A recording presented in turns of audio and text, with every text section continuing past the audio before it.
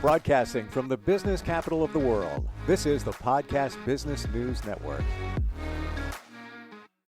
Welcome back, everybody. Very excited to talk to this woman who offers insight, for some closure, for those that have passed on to the other side. Yes, she's a medium. What makes her different? She's an evidential medium, meaning evidence, gives you a little bit more to understand what's actually going on there. And she also connects with our spirits and guides to get even more insight.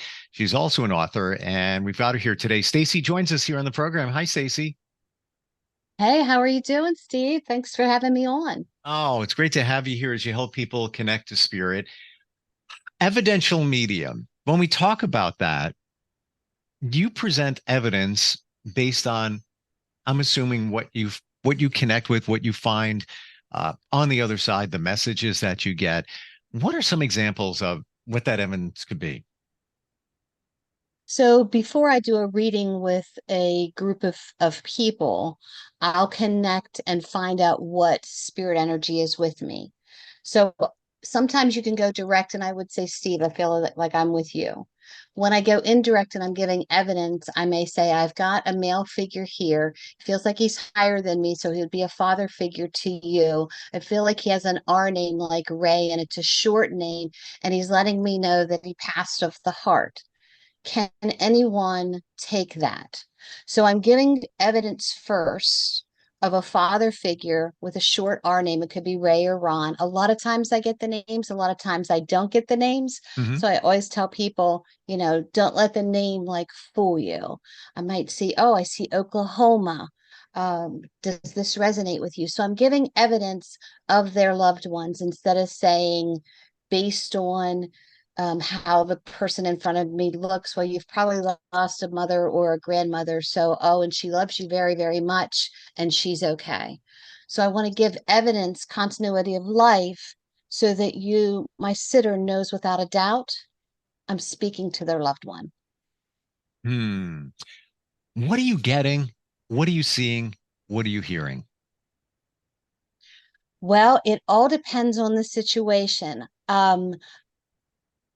When I open up to spirit, when I open up to channel, I ask my guides, I ask God, I ask spirit to allow me to see, feel, and hear whatever they want to give to me so that I can present the message. So I don't always physically see, but I can see it in my third eye, or I will see energy, or I'll get the presence of a grandfather figure. Sometimes I hear audibly, other times I just know that I know that I know. But I do Hmm. get feelings where I'll know if it was a heart attack because I'll get a pressure on my chest, or, I know it was the lungs because I'll get it in my back, or, oh my gosh, my knee hurts. Well, what happened to the knee? So it's different each time. I like to just let it open and let spirit use whatever sense within me that they need to use in order for me to convey the most healing message possible. What's the most unusual message that you got? Oh my gosh.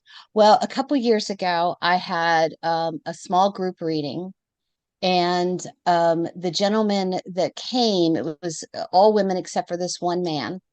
And I had said to him that I had a father figure coming through for him. And I said, would you understand a father? And he was like, maybe.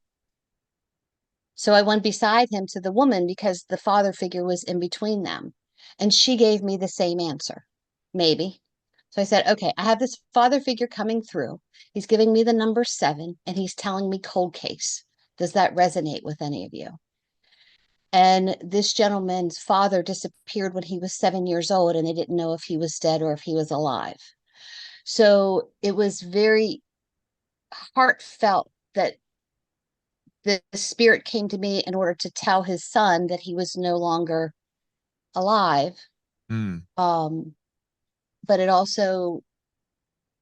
answered some questions because he gave me the name of his uncle that had more information, and he always thought that his dad just ran out on him, but his father was actually connected with some not so nice people that were going to be, they threatened his son. So his dad basically went with them instead of them coming after his son, which he had just thought his father had run out on him. Wow. So that Wow. was um, a change of events for him within himself. Um, Now yeah. you mentioned your guides. I'm Mhm. curious, do you know who they are? I know who two of them are because they came to me very early on, but I am of the belief that I don't necessarily need to know who the guides are because they are of the spirit realm. They don't have this human form. But when I first started opening up to channeling, I was like, okay, let me see you. And what is your name? So they gave that to me so that I had a little bit more trust, I believe. And now whoever comes, comes. I can feel them, I can sense them. I know that they're there, but they come in light. Hmm.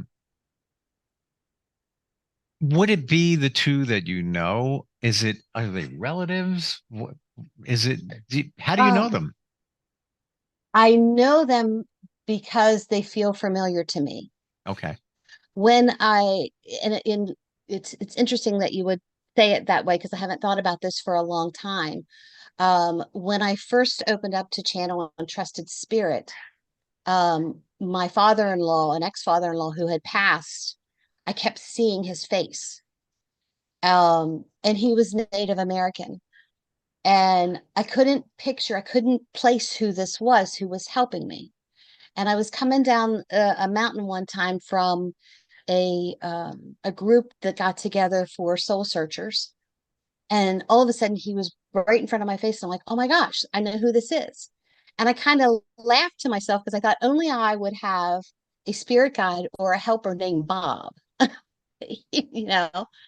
But later, as I trusted more, Enoch came to me and Selma came to me.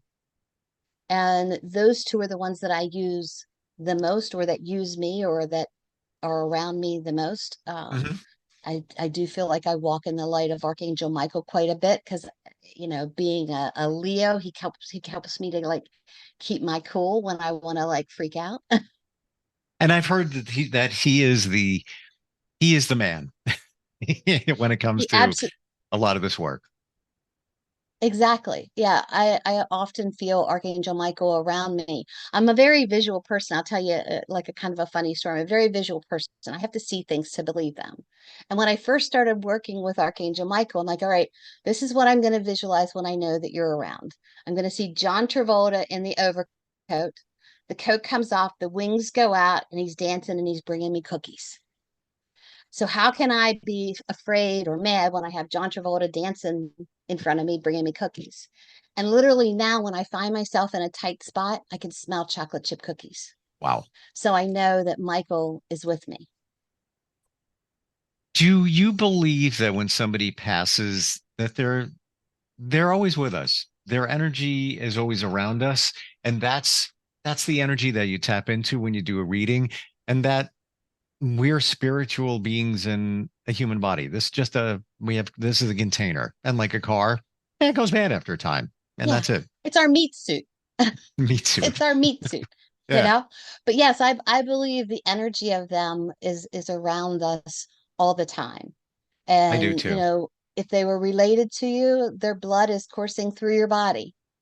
Their Okay. bones are part of your, I mean, my mom passed 10 years ago, but she's still here within me, not just in memories, but her blood is my blood. Her bones are my bone. My skin, everything. It's her. I never thought of it that way. My mom passed 5 years ago, and I have to tell you, Stacey, that my relationship was fine with her when she was here. Um, it's just as good, if not better, because I Mhm. feel more connected, and I will ask for signs from her, and they're very specific. And if a butterfly goes by, somebody sees a penny on the ground, and that supports you and makes you, feel connected, fabulous. I want deeper. I want more. And I guess she raised the bar in the beginning because the first sign she ever sent, and I'll just share this real quick, just to illustrate, Yeah. ask for signs. I was, Yes. this is about 2.5 years ago, heading to a very important meeting, potentially life changing. And I vibed her the night before. I'm like, Mom, just make sure it goes okay. Just if you can, just asking for your help. Next morning, I'm like, Mom, please, just, whatever you can do. I'd appreciate it. This is the first time I got a sign from her. I drive to the meeting, pull into the parking lot. It's about 9:22 a.m. I look down in my center console, had an energy drink down there. I look at it, and the expiration date was her birthday. And okay, Hello. that's Yeah. specific for me. And my friend says, well, that's really good. 1 in 365 chance. All right. But then he says, what are the chances that you were looking at it at that time? Who looks at the expiration date on an energy drink? Who cares? It's Right. as if she made sure that I saw it to reassure, by the way, the whole day was perfect. There was no issues. Everything was fantastic. And that's just one of many things that she sends when I ask. And usually they include her name. And I could go on, I could write a book. It's crazy, but that's how connected I feel. Absolutely. Absolutely. And I always ask for the unusual signs, even when I'm doing readings. And I got this off of John Edwards years ago when I Mm, saw him, where he's like, I'm not going to tell you about cardinals and butterflies and dragonflies and feathers. I'm going to ask for unusual things. sure. So when I channel with spirit and I ask for signs, if they show me a card and I'm like, okay, what else? Give me something else. And I'm like, because, cardinal, I mean, that's kind of like the Spirit 101. Yeah, yeah, yeah. It's like a You cliche, know, cliche. it absolutely is. I did a reading a couple weeks ago. It was a gallery reading, and I had this father figure come through, and his name was Harold. But when he came through, he said Harold B. Hmm. And I said, but he feels like he's a father figure. So she knew Harold, but she didn't know what the B was. Well, as I'm doing the reading, he was a beekeeper, and the woman right beside her was like, "Oh my gosh, my uncle was Uncle Harold, and he was also a beekeeper." I'm Wow. like, okay, so, a lot of mediums or some mediums don't feel as if spirit piggybacks, but very, very much so in this case. Hmm. And as I'm talking to the woman whose uncle had passed, I said, "Oh, his hive dive." And she said, "Yes, he told me I was supposed to tell his bees that he had passed. I didn't, and they passed away." All of a sudden, from the front row, I hear this woman gasp. And I said, "Okay, normally I don't do this, but why are we gasping?" And she said, "My father was Harold B, or was Harold. He was a beekeeper, and the same day that he passed, his bees died." And I'm like, if this isn't a sign, nothing else is. This was back in February. And the one woman messaged me like 2 days after, and she said, "Look what was on my front porch." And it was a dead bee in February in Pennsylvania. I'm like, that's your sign. Yes, it is. Interestingly, many might not pick up on the B. Think it's first letter of last name, not referencing Right. bees. Wow. Yeah, Yeah. that's crazy. John Edward, he started doing radio with me 25 years ago.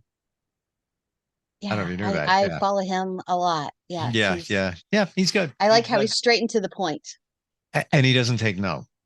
He Exactly. he's getting some, that's it. You believe him or not, it's Right. accurate. He told me something even in the last 3 years, one that changed my life, not kidding, and something else that backed up what he said like 6 months later.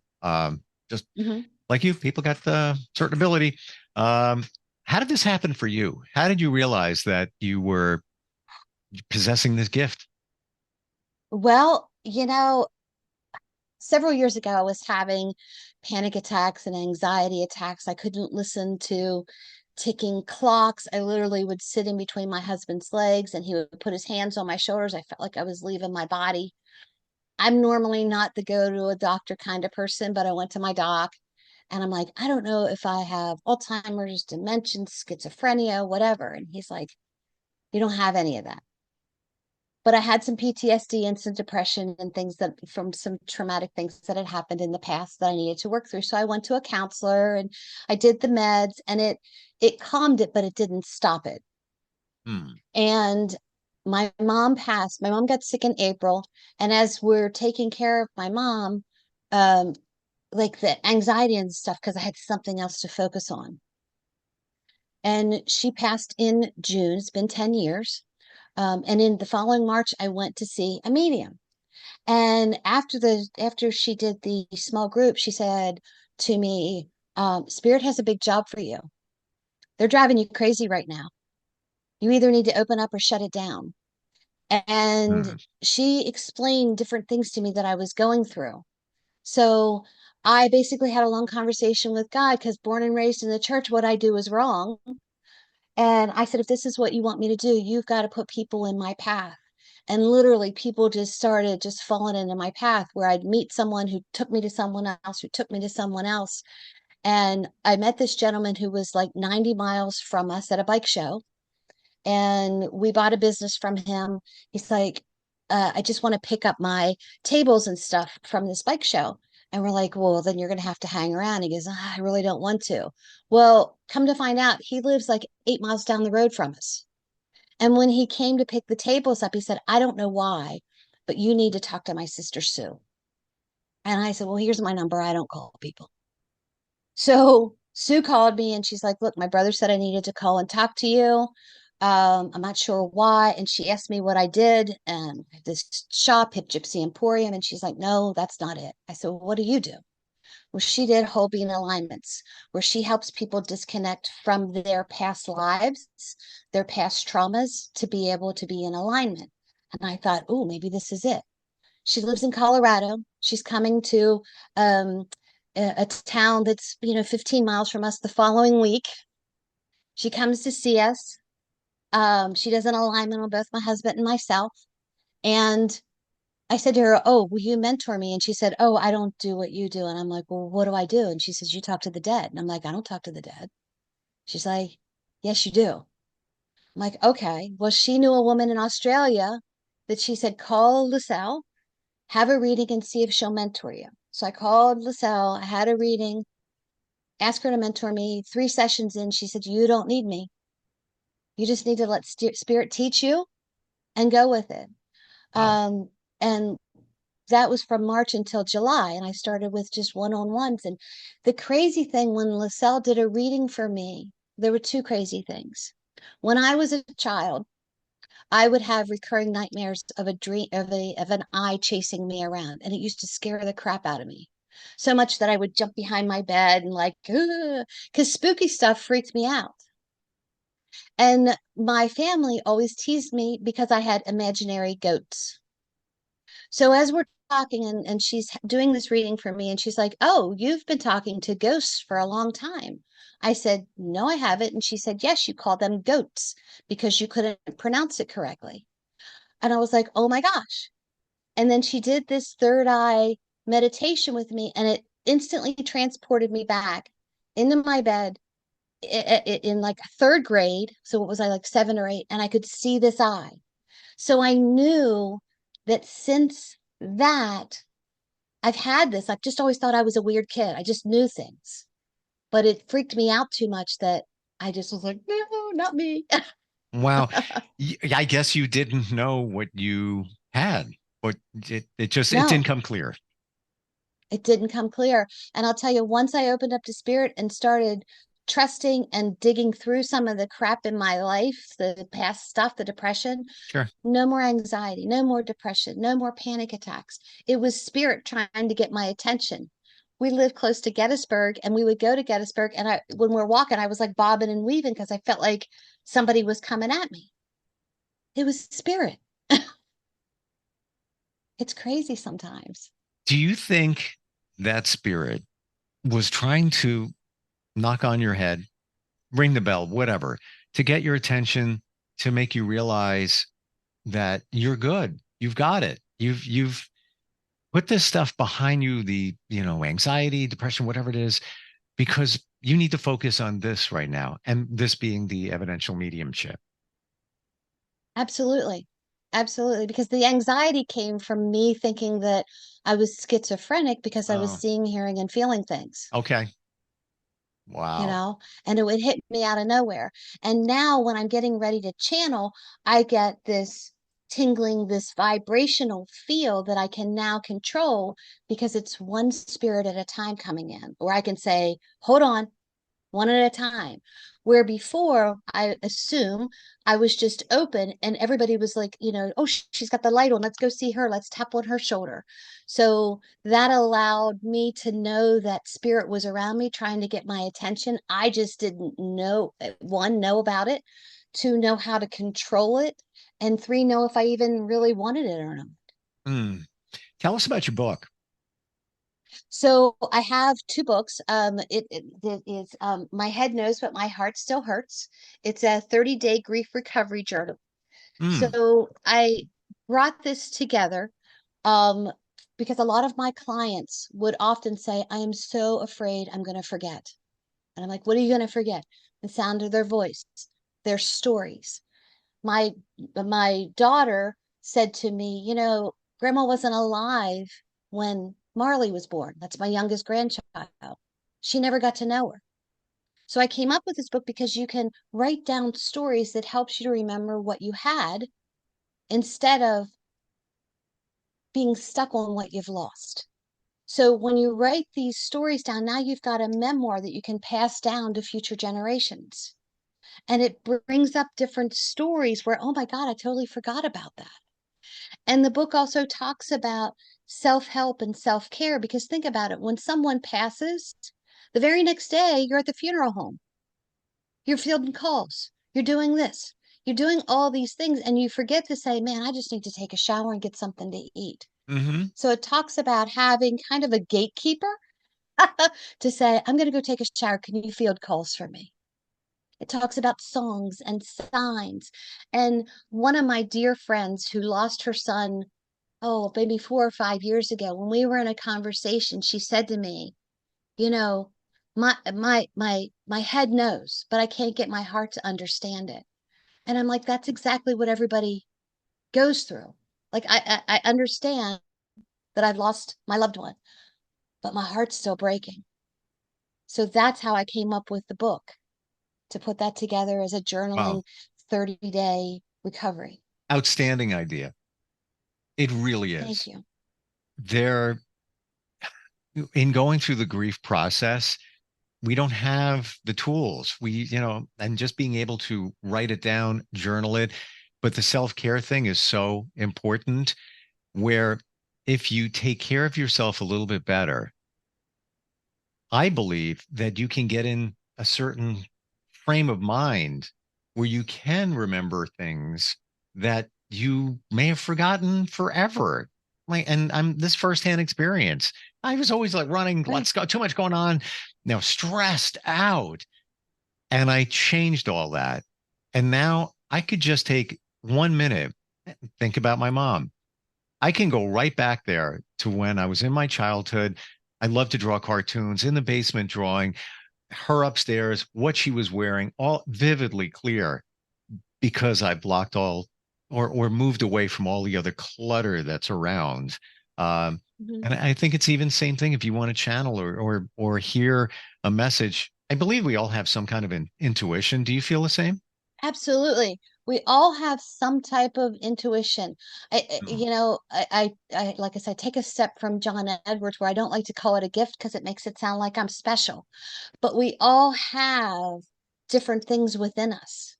You know, do you think Eddie Van Halen didn't have a something special about him that he, Hmm. took apart a guitar and put it together and came up with this whole different, we all have different things that we're good at.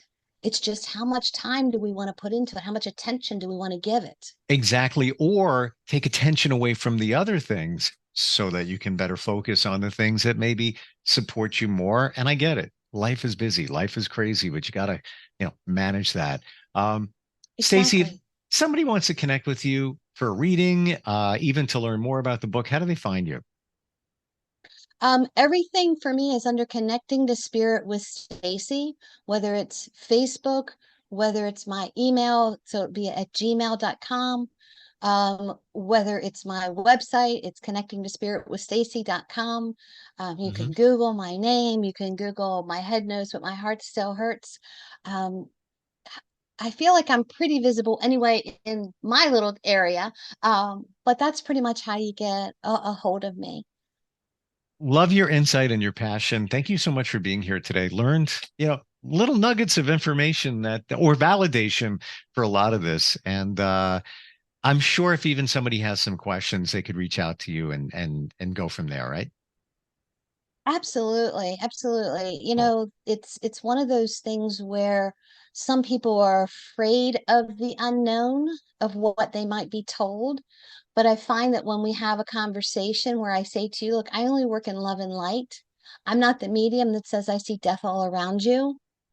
Mm-hmm. I offer good messages to help you heal because that's why you're coming to me. If you feel drawn to me, set up an appointment. If you don't, I'm cool with it. Sure. There's enough dead people out there for everybody, for all the mediums, but there aren't Yeah, enough good mediums for all the dead people that are out there. agreed. So I really strive to be that good medium. I'm being mentored under spirit artist Joe Shield, and I listen to John Holland all the time and John Edwards, and it's just that constant growing. Yep. And for that, I thank you. Thank you so much for being here. Thank you. I appreciate you. We'll be right back.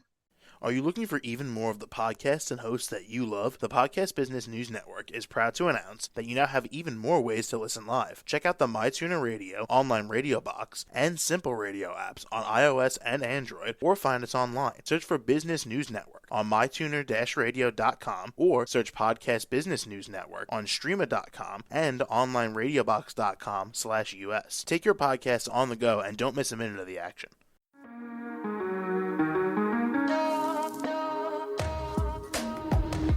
Broadcasting from the business capital of the world, this is the Podcast Business News Network. For nearly 2,000 severely injured veterans, everyday life has become filled with barriers. Day-to-day simple tasks can become pretty daunting. I have to carry my chair up 2 flights of steps or have somebody do it for me. What scares me the most is just the falling. When I'm struggling with my house, I think, to have that one great barrier just knocked down, it's crucial. Home for Our Troops is a wonderful nonprofit that builds a Mortgage-free, fully adaptive, handicap-accessible house. And there's no catch. It'll be our very first home that we've ever owned. This is a game changer. This is where your life begins again. We need you to join us in completing this important mission. Please visit hfotusa.org and help build homes and rebuild lives. Because of you, everything's going to be okay.